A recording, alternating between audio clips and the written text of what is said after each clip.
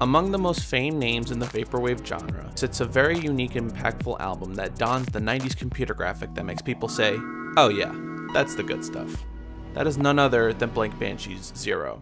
Initially released in 2012 independently and in his hometown in Canada, using an Akai MPD-26 in Ableton Live, it paved the way for a tonal shift in the genre. Using 808s found in trap music and the sampling nature of vaporwave, Banshee Zero has been put up on a pedestal alongside other vaporwave essentials across the board. And recently in 2018, Hologram Bay announced the release of all 3 of Banshee's albums on CD, flash disc, and of course vinyl, and we will be looking specifically at Zero today.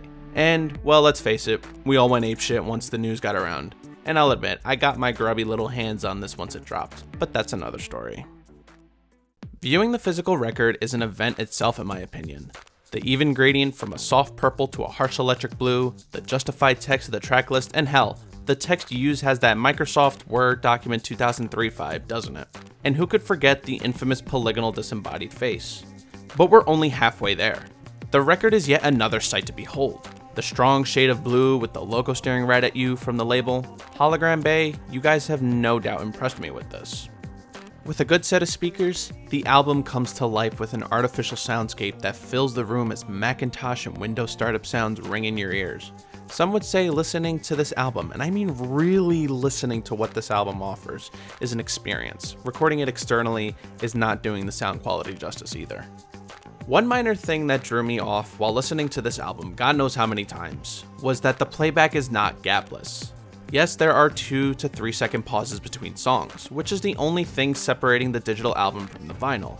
But none of that matters, god damn it! This is still the album you play full blast in your car, with memorable tracks like Teenage Pregnancy and, well, that's really it.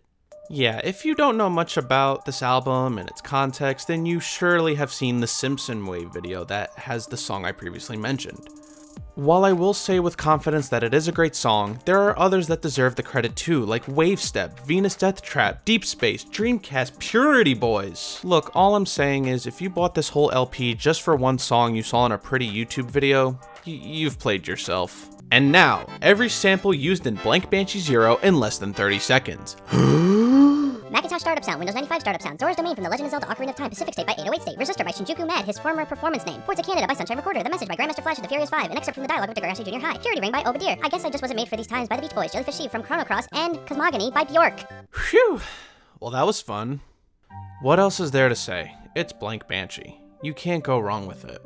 Every song is like a chapter of some journey into a virtual plane of existence that is similar to our own. There are trials and tribulations that can be pondered throughout the cold instrumentation, a fulfillment of our desires as human beings without realizing the consequences until it's too late.